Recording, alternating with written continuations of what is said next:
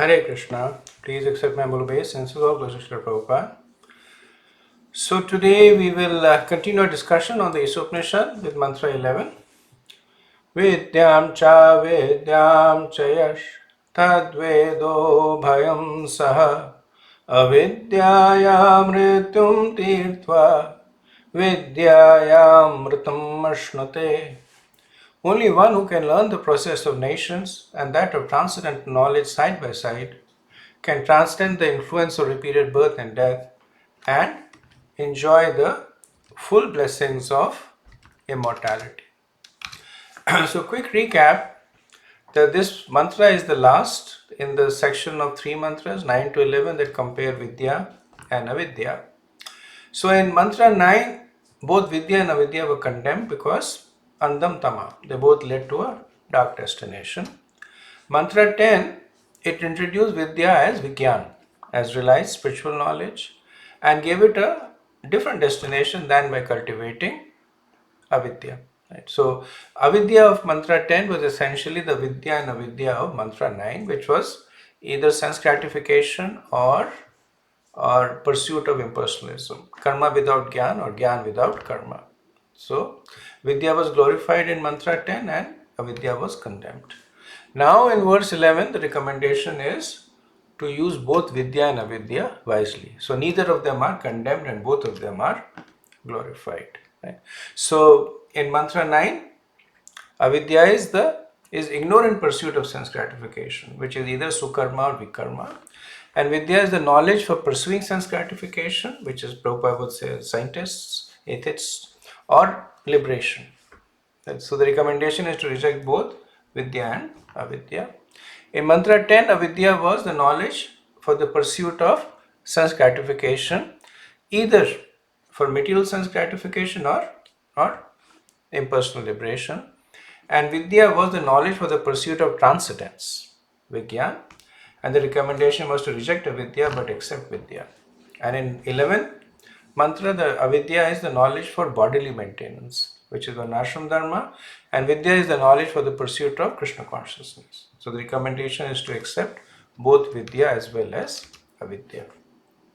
So essentially the mantra is talking about the importance of integrating both spiritual and material knowledge while living in this world, right? How to make the best use of a bad bargain, right? Establish a transcendental goal for those who are either cultivating karma or Gyan. Right? So karma is those who are basically cultivating for piety, Gyan is those who are cultivating for liberation. Now, what this mantra is saying is that while you are doing this, establish a higher transcendental goal of bhakti. So the goal of the life is amritam. So amritam means to die, amritam means to not die. Right? So essentially, the practice of bhakti leads to real amritam, but it uses karma and gyan as supporting angas. So one must cultivate both vidya and avidya, which means one must cultivate transcendental knowledge both directly and indirectly. So this is an important statement, that a material world is not something that is separate from Krishna. It is only material because we see it as separate from Krishna. But when we see it in connection with Krishna, then it becomes a factor that helps us make spiritual advancements. So same message is given in the other scriptures. So Śrīla Prabhupada writes a fairly long purport of 14 paragraphs. The first 5 paragraphs he talks about how it is impossible from a material perspective to become immortal by advancements in science and engineering, etc. And then he talks about how immortality is possible only by following in the footsteps of the teachings of Krishna. So paragraph 6 and 7 talks about Krishna coming to the world to make us immortal. Paragraphs 8 and 9 talk about unlimited sense gratification will bind us. Right? Then talks about aparadharma. Aparadharma is the lower form of dharma, which is the Chaturpurushad, which talks about balancing matter and spirit. And paradharma is the pure devotional service or bhakti. Then Prabhupada talks about that in paragraphs 12 to 14. So let's talk about the notion of avidya and vidya as in the context of this mantra, right? So we have now understood that these terms, their meanings are not absolute, they are contextual. So we are understanding in the context of mantra 11. So again, quick recap that in 9, avidya meant actions that are for sense gratification or piously or impiously, right? And which was essentially karma without gyan, and vidya was the knowledge for sense gratification or impersonalism, gyan without karma. In mantra 10, avidya was referred to the exclusive performance of action and knowledge, right? So the two, vidya and avidya of mantra 9, were basically combined to the vidya of mantra 10, and a new concept of vidya was introduced in mantra 10, which is performing actions and knowledge, which is vigyan, which is acting for making transcendental advancement, right? Still there is no direct presence of God, or not even, I mean, Krishna is never present there in Upanishad, but not even God, but transcendental advancement, right? The transcendental means transcending matter. Right? Now in mantra 11, so one way of understanding it is that vidya is, when it is negated, it becomes avidya. Right? So that which is not vidya is avidya, and vice versa. Just like when one is a Kshatriya, one is not a Brahman. Right? So in this particular mantra, if we consider that vidya is all acts for the performance of spiritual advancement, by inference we can say avidyas are all acts that do not directly result in spiritual advancements. Right? So contextually, vidya here refers to spiritual advancement, and avidya refers to that which are not part of spiritual advancement but leading to spiritual advancements. So this is the acts performed under the varnashram dharma of the karma, artha and dharma leading to moksha. So what does it mean to cultivate vidya? So this is essentially cultivating the 18 items that Prabhupada talked about in the previous mantra. This is the process by which one goes back to Godhead, right? So the purpose of vidya is now clear. It is to make spiritual advancements and go back to Godhead, right? So essentially this verse is summarizing the previous two verses, and it introduces vidya as a new concept. So in mantra 10, vidya was introduced as vigyan, or realized knowledge. In mantra 11, vidya is introduced as bhakti, and avidya is introduced as varnashram dharma. So the vidya of previous mantra is now subsumed in the avidya of the present mantra as a secondary practice. Right? So the recommendation is sahaveda, that you should know them both, and we'll discuss a little bit of why is it important to know both vidya and avidya. Why is it important to follow varnashram dharma while pursuing Bhagavad dharma. Right? And same message given by Krishna in Bhagavad Gita. Very first talks about karma gyan and astang, and then later on talks about bhakti. Now, an interesting aspect in this mantra is that both vidya and avidya seem to lead to the same destination. Right? It says avidyaya mrityum tirtha, that avidya transcends repeated death, and vidyaya amritam ashnute, and vidya, by vidya one enjoys immortality. Now, superficially seeing, they both seem to be the same. That if one who transcends repeated death, isn't that person immortal? But when you look at it more with a more fine grain, then you understand that there is a subtle difference between the two. So by the process of detachment from matter, one can attain transcendence of repeated death, because birth comes from attachment to matter. But just because one is transcending death does not mean that one attains Krishna. So only by vidya, only by bhakti, one attains the spiritual world, right? So when we say avidyaya mrityum tirtva, essentially it is saying that by the practice of varnashram dharma, one will eventually attain liberation from matter. But where does that person go after getting liberated? You have detached from matter, where do you go? That destination is given in Vidya Yamrita Mushnate. That by after detaching from material matter, one goes to the spiritual world. Right? So, the avidya is a state of by practicing avidya properly, one can attain material detachment, and by practicing vidya properly, one can attain spiritual attachment. Right? So, so essentially, the recommendation is follow the varnashram dharma while performing bhakti.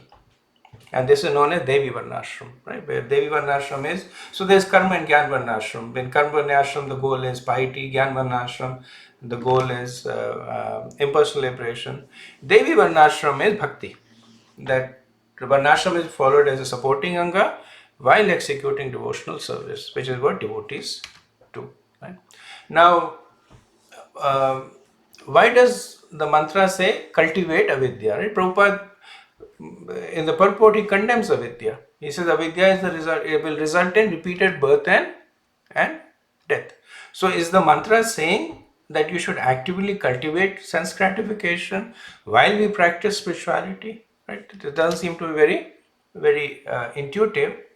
So Prabhupada breaks it into three parts.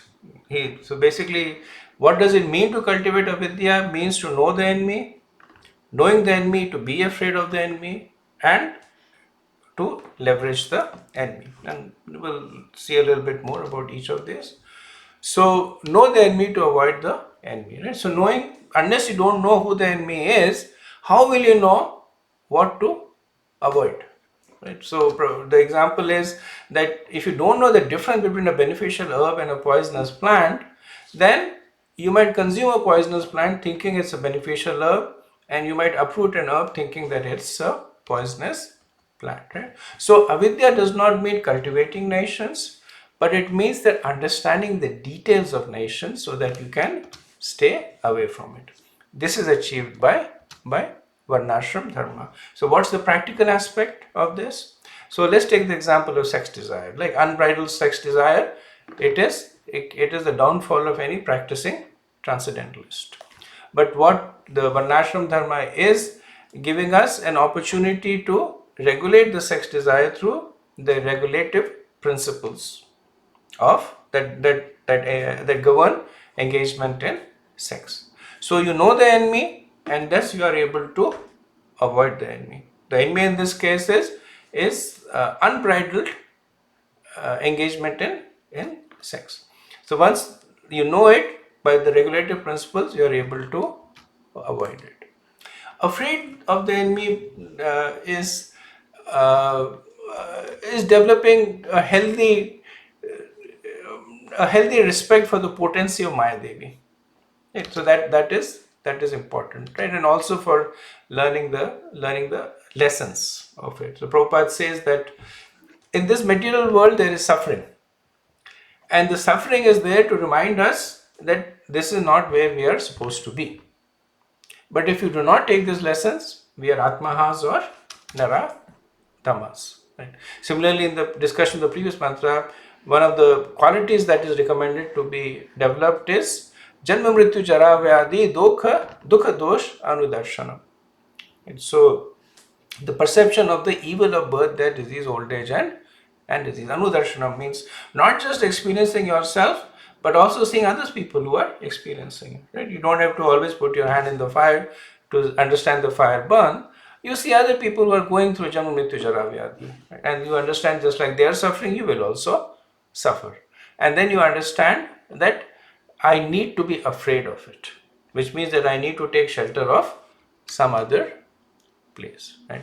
Prabhupada will say that as long as you are hopeful, your spiritual life is hopeless, which means that as long as you are hopeful that the material world is a place for happiness, not be able to make spiritual world. So better for us to realize this by hearing from the Dhiras than being beaten on the head by it. Right? In one of the lectures, Prabhupada said that one of the problems in my disciples is that they do not have enough fear of the material world. They have experienced enough enjoyment in the material world that in their mind it justifies the concomitant suffering. Then there are those who have suffered so much that they have no understanding of the concept of happiness. They have no attraction to the spiritual life since they have no experience of happiness. Or they consider spiritual endeavor to be simply another form of suffering. The best candidates are those who have experienced both happiness and suffering, vidya and avidya.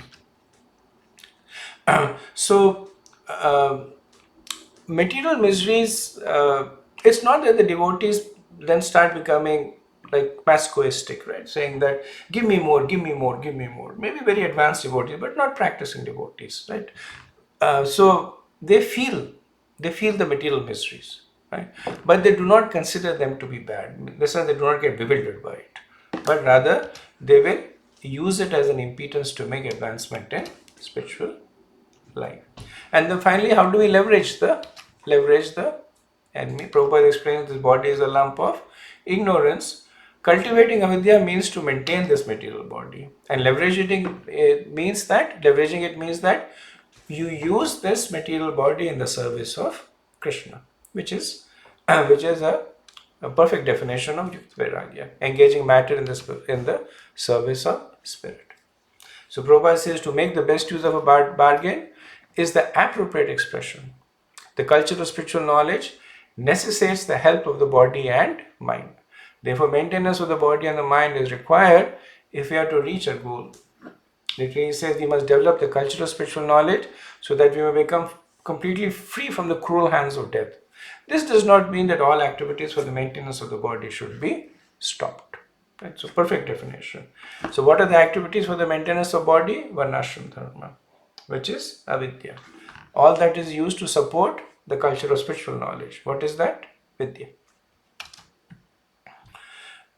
So best use of a bad bargain. Dharma, artha, kam, moksha leads to material harmony and can be leveraged to make spiritual progress. What is the worst use of the bad bargain? Where one simply uses this body for artha and kam, for economic advancement and sense enjoyment. What will that lead to? It will lead to both spiritual and material devastation. So the immortality that is introduced in this mantra is pointing to transcending the material world. Right? Now, the immortality that is offered through avidya is simply impersonal liberation, and the immortality that is offered through the practice of vidya is going back to Godhead. Right? But underlying principle is to understand what is immortality. So, for understanding that, you have to understand the concept of I. What is it that I am trying to make immortal? Right? So you're saying that fill in the blanks should never die. But what is it that you're filling in that blank? And for that, Prabhupada gives the example of the cunning gentleman Hiranyakashipu. Right? Classic example of the pastime in the Purana illustrating a principle of the Upanishad. So Hiranyakashipu considered his body to be the self. So when he said that I am aspiring for immortality, what his conception was that my body will never die. And this is why Hiranyakashipu is the hero of the materialists, even though they may not know about it. But just like Hiranyakashipu, the materialists are interested in only two things: in artha and kam, in money and sex. And just like Hiranyakashipu, so Hiranyakashipu is much more powerful than all these materialists in the current day and age, and he was defeated.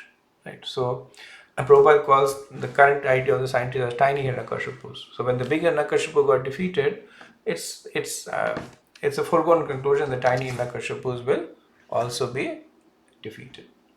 So immortality is acquiring an eternal spiritual form. Right? So soul is naturally immortal, so you don't have to make it immortal.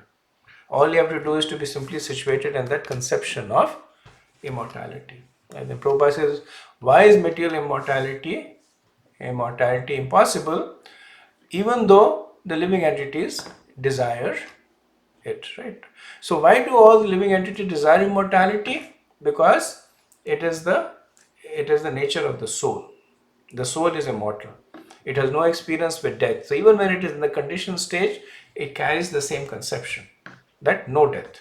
So everybody desires immortality for that reason. And similarly, the soul is unchanging. Right? Bhagavad Gita, in the second chapter, Krishna says so many verses to say that the soul is unchanging. But in the material world, everything is constantly changing. Right? 6 kinds of changes. Comes into existence, grows, preserves, reproduces, declines, and destroys. And these 6 changes are inevitable and incomprehensible. And just as a point of interest, of these 6 changes, 3 changes are unique to when matter is occupied by a spirit soul, which is grows, reproduces, and preserves. For instance, a stone does not have a soul. It's not interested in preserving itself. If it gets destroyed, so be it. If it does not reproduce, it does not have the capability of doing that, right? So these 3 changes are unique to matter occupied by spirit, but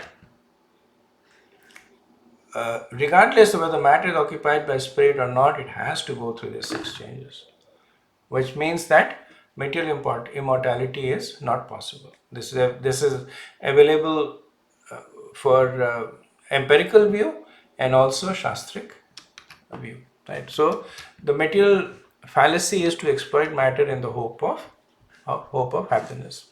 And Prabhupada talks about an interesting story in that respect, that in a house, the lady of the house got sick and her maid also got sick. So they called a doctor. The doctor diagnosed both of them and said that the lady of the house is sick but not very serious sickness.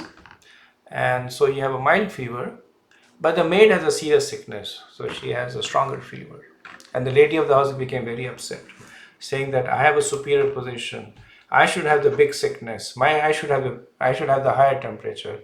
This maid, she has a lower status than me. She cannot have the big sickness. So Prabhupada said that's the situation in the material world. That people look at other people who have big sickness and they want to be like them, not understanding that the symptoms that they are seeing are actually the symptoms of a more developed disease. Somebody sees one who's very strongly materialistic, who's pursuing material goals with lot of vigor, and they say that I have to be like that, but not realizing that there is more suffering in that pursuit. Right? Now there is a spiritual fallacy also. What is the spiritual fallacy? When one rejects everything material in the pursuit of spiritual happiness. Right? And Krishna talks about this as Falgu Vairagya, 3rd chapter of Bhagavad Gita. He says that because if you reject matter without being sufficiently purified, you will fall down, both materially as well as spiritually. Now this also indicates the lack of the Īśopaniṣad vision. Right? So what is Īśopaniṣad? Krishna says, I have set aside a quota for you. So when you reject that, you're essentially rejecting what Krishna has set aside for you. Right? So what one should reject is the sense that the ownership of the quota, that I am the owner of the quota. One should not reject the quota. Right? So if even somehow one is able to perfect material rejection, then all they will get is impersonal liberation, because they are not able to see Krishna's hand everywhere. They are rejecting Krishna's hand. So what is the balanced approach? So balanced approach is that without rejecting sense pleasure, we accept only that which is favorable in the relationship of Krishna. So this is essentially a balance of pravritti and nivritti marg. Right? So nivritti marg is neti neti neti. That you say no, no, no. Right? I don't do this, I don't do that. Pravritti marg is material enjoyment. This is essentially the varnashram dharma. Right? So one who exclusively follows the pravritti marg, all they will get is maybe pious enjoyment, but they will keep circulating in this material world. But the danger is that they will fall. The nature of material energy is that they will eventually get pulled down. Now, nivritti marg can take one back to perfection, but not unless the person is suitably purified, right? So the recommendation is the balanced approach of pravritti and nivritti. So use the varnashram dharma for a regulated enjoyment of the senses while pursuing spiritual advancements, right? Now, the glory of bhakti is that it uses everything for the purpose that it has been given. So, one who exclusively follows karma, they abuse their senses for material purpose. So, you've been given a sense of seeing, touching, tasting, and they only use it for material enjoyment. Now, in a conditioned stage, it may seem natural. I've been given this sense, so let me engage in it. But it is actually binding. For those who pursue jnana, and so they reject both their senses for both material and spiritual purposes. Right? So they say, not only will I not use my tongue for eating food, I will also not use my tongue for eating prasadam. Right? So while it is not binding because you're rejecting matter, it is not natural because you're depriving the soul of its constitutional position. Bhakti is the balanced approach. You use the material senses for spiritual purposes. You use the tongue, which is a material sense, but eat prasadam. So it is natural. It is natural for the tongue to taste, and it is liberating because you are making spiritual advancement. Anything short of pure devotional service will not satisfy Krishna and cannot satisfy the soul. Right? So this is an important overarching statement that Krishna needs to see pure devotional service to be fully satisfied, and the soul needs to execute pure devotional service to be fully satisfied. So the glory of bhakti is that while varnashram dharma may depend on bhakti, bhakti will not depend on varnashram dharma. Right? So to take a step back, because we're practicing devotees, this mantra is talking about using varnashram dharma as a supporting anga to bhakti, but we also know that bhakti is independent. Even if one does not follow varnashram dharma, bhakti is potent enough to give both material attachment and spiritual attachment. But the recommendation is that while one is not at that stage of engaging in bhakti, then one needs to follow the varnashram dharma for the regulated enjoyment of the senses as a supporting anga, as one is following the Bhagavad dharma to make spiritual advancement.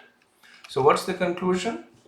So the Īśopaniṣad began with rejecting both avidya and vidya in mantra 9. Then it rejected avidya and accepted vidya in mantra 10, and finally it accepted both avidya and vidya in mantra 9. The recommendation is you follow varnashram dharma, which in mantra 11 is avidya, to develop material detachment and for the regulated material enjoyment. So this is the pravritti marg, and also practice Bhagavad dharma, which is vidya, which is to develop spiritual attachment that is given by nivritti marg, while developing the Ishavasya principle, which is seeing matter in the context of Krishna. Right? So the recommendation is to follow both Bhagavad dharma, vidya, and varnashram dharma, avidya, with the latter as a supporting anga. So this brings us to the end of the discussion on mantra 11. Hare Krishna, all glories to Srila Prabhupada.